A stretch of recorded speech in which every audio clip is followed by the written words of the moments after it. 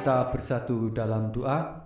Bapa Surgawi, sungguh kami mengucap syukur terima kasih Bapa, kalau pada malam hari ini kami boleh kembali menghadap hadirat-Mu Tuhan untuk mengucap syukur terima kasih. Kalau pada saat ini Tuhan kami mau belajar tentang firman Tuhan, merenungkan firman Tuhan. Kiranya Tuhan sendiri yang menguduskan, mengurapi hamba-Mu Tuhan, sehingga kami boleh dimengerti kehendak Tuhan dalam hidup ini. Di dalam nama Tuhan Yesus kami menyambut firman yang hidup. Amin. Selamat malam Bapak Ibu yang dikasihi Tuhan. Renungan pada malam Sabtu Sunyi diberi tema, Sudah layakkah aku? Dalam kitab Matius menceritakan Yesus Kristus yang dikuburkan. Saat jiwanya yang mulia itu pergi ke Firdaus, tubuhnya ditempatkan di dalam kuburan. Dia dikuburkan supaya kematiannya benar-benar dapat dipastikan, sehingga kebangkitannya jadi lebih bersinar. Berbagai keadaan khusus pada waktu penguburannya, yaitu sore menjelang malam, sore yang sama pada hari dia mati sebelum matahari terbenam, seperti kebiasaan dalam menguburkan para penjahat. Penguburannya tidak ditunda sampai keesokan harinya, karena waktunya bertepatan dengan hari Sabat dan tidak layak menguburkan orang mati di hari Sabat yang merupakan hari peristirahatan dan juga hari perayaan. Semua rasul yang telah kabur, tidak ada seorang pun yang menampakkan diri untuk menunjukkan penghormatan kepada guru mereka. Para wanita yang mengikuti dia juga tidak berani mengambil langkah untuk melakukannya. Bapak Ibu yang dikasihi Tuhan, orang yang mengurusi penguburannya adalah Yusuf dari Arimatea. Allah pun menggerakkan orang baik ini untuk melakukan penguburan itu. Sebab apapun pekerjaan yang ingin Allah lakukan, Dia pasti akan menemukan alat untuk melakukannya. Yusuf adalah orang yang tepat, sebab sebagai orang yang kaya, dia memiliki segala sesuatu yang diperlukan untuk melakukan itu. Kebanyakan murid Kristus adalah orang-orang miskin yang cocok untuk berkeliling ke negeri dan memberitakan Injil. Tetapi di sini ada seorang yang kaya, siap untuk dipakai Allah untuk melakukan tugas yang membutuhkan berkelimpahan harta. Perhatikan, kekayaan duniawi meskipun bagi banyak orang merupakan halangan dalam beragama, sebenarnya dapat juga menjadi sebuah keuntungan dan kesempatan untuk melayani Kristus. Jadi, baiklah bagi orang yang memiliki harta untuk menjadi hartanya itu untuk kemuliaan bagi Allah. Yusuf sangat mengasihi Tuhan Yesus, karena dia sendiri juga adalah muridnya. Perhatikan, Kristus memiliki banyak murid yang mengikutinya secara sembunyi-sembunyi, lebih dari yang kita sadari, Bahkan ada 7.000 jumlahnya di antara orang Israel. Yusuf pergi menghadap Pilatus, yaitu orang yang tepat untuk dimintai izin mengenai hal ini. Karena Pilatuslah yang memiliki hak pengurusan atas mayat Yesus. Dalam segala hal di mana kuasa pembesar hukum terkait, rasa hormat harus ditunjukkan untuk kekuasaan mereka, serta tidak diperkenankan untuk melanggar wewenang mereka.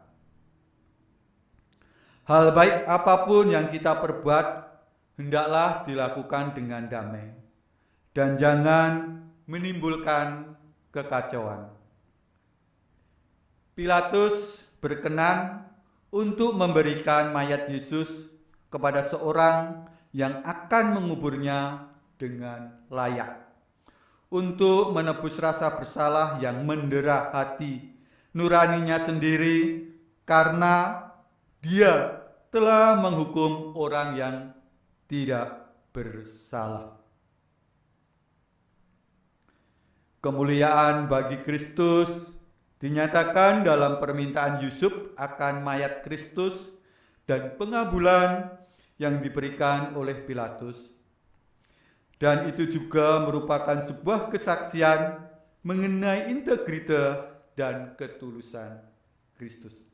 Mayat Yesus yang dikafani dengan kain lenan yang putih bersih oleh Yusuf, sekalipun dia adalah seorang ahli hukum yang terhormat. Yusuf sendiri pergi mengambil mayat itu, bahkan sepertinya dengan tangannya sendiri, dan menurunkannya dari kayu salib yang hina dan terkutuk itu. Kisah Rasul 13 ayat 29. Setelah mengambilnya mayat Yesus, Yusuf mengapani tubuh Yesus dengan kain lenan yang putih dan bersih.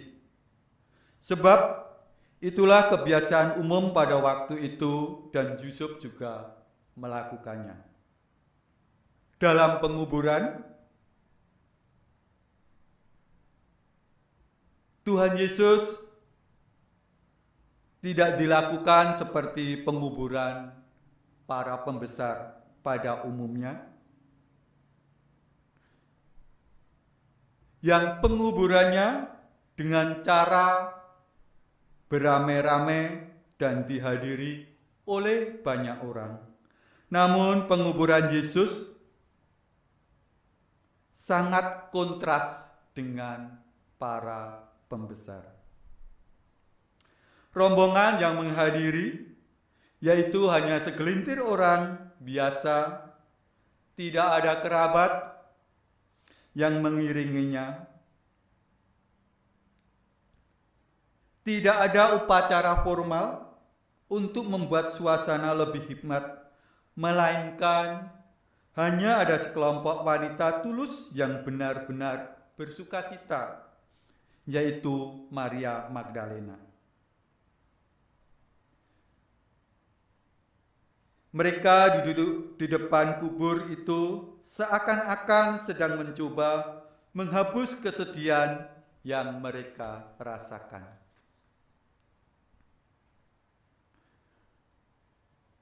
Dalam sebuah kubur yang digali di atas bukit, tanah di sekeliling Yerusalem pada umumnya berbatu-batu. Allah menghendaki kubur Kristus ada di dalam bukit batu yang kokoh, sehingga tidak ada alasan apapun yang bisa dikarang untuk merasa curiga pada muridnya memiliki jalan masuk ke dalam kubur tersebut, lalu jalan bawah tanah dan mendobrak kubur itu untuk mencuri mayat Yesus. Jadi, memang tidak ada jalan masuk ke dalam kubur itu selain melalui pintu yang dijaga dengan ketat. Sebuah batu besar digulingkan di kubur itu untuk menutup makam itu agar makam itu tidak bisa dibongkar. Para musuhnya berupaya sedapat mungkin untuk mencegah kebangkitannya. Imam-imam kepala dan orang-orang Farisi bersama-sama menghadap Pilatus untuk membicarakan tentang pengamanan kubur Yesus. Bapak, Ibu, Saudara yang dikasihi Kristus, dari gambaran yang bisa kita lihat saat pemakaman Yesus, kita bisa mempelajari bagaimana tokoh yang ada bersikap. Yang pertama, para rasul yang selalu bersama Tuhan Yesus selama 3 tahun pelayanannya justru meninggalkannya di saat paling sulit ini. Para murid wanita tinggal tetap besertanya, tetapi tidak bisa berbuat lebih banyak lagi. Yusuf dari Arimatea, murid Yesus yang tersembunyi, tetapi di saat sulit ini tampil paling depan. Pilatus, sang pembesar yang mengambil keputusan menyalibkan Yesus, akhirnya memberikan izin pemakamannya di makam khusus. Imam-imam kepala dan orang Farisi yang tetap konsisten menentang Yesus, bahkan sesudah kematian dan pemakamannya.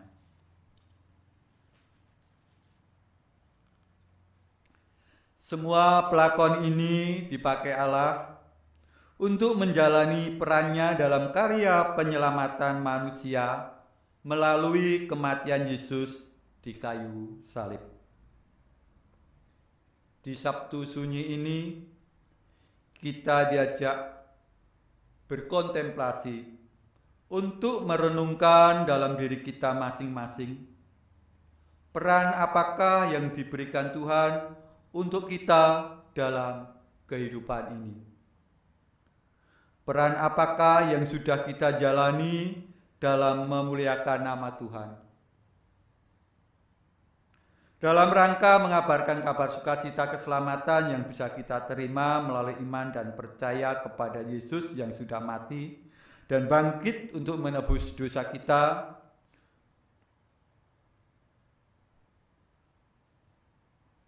semua dari kita menjadi Yusuf dari Arimatea yang memberikan yang terbaik untuk Tuhan. Jikalau kita bersedia memberikan diri kita dan tidak ada dari kita yang tidak mampu melayani Tuhan.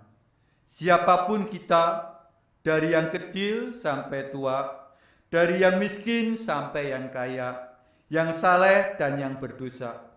Siapapun, karena Tuhan sendiri akan melayakkan kita untuk melayaninya. Bahkan para murid yang sudah meninggalkannya di saat paling sulit pun kembali dipanggil untuk melayani. Dan karena para murid itu bersedia memberi diri mereka, mereka dapat memperoleh kembali anugerah keselamatan. Tetapi jika kita mengeraskan hati kita seperti imam-imam kepala dan orang Farisi, kita akan kehilangan keselamatan itu. Jadi, bukan karena kemampuan kita, bukan karena kepintaran kita, dan bukan karena siapa kita yang akan membuat kita layak di hadapan Tuhan. Tetapi, ketika kita memberi diri dan hidup kita untuk Tuhan, maka Tuhan akan melayakkan kita semua. Semoga renungan kita di Sabtu Sunyi ini dapat mengingatkan kembali bahwa Tuhan merindukan kita untuk datang kepadanya dan melayaninya. Tuhan memberkati.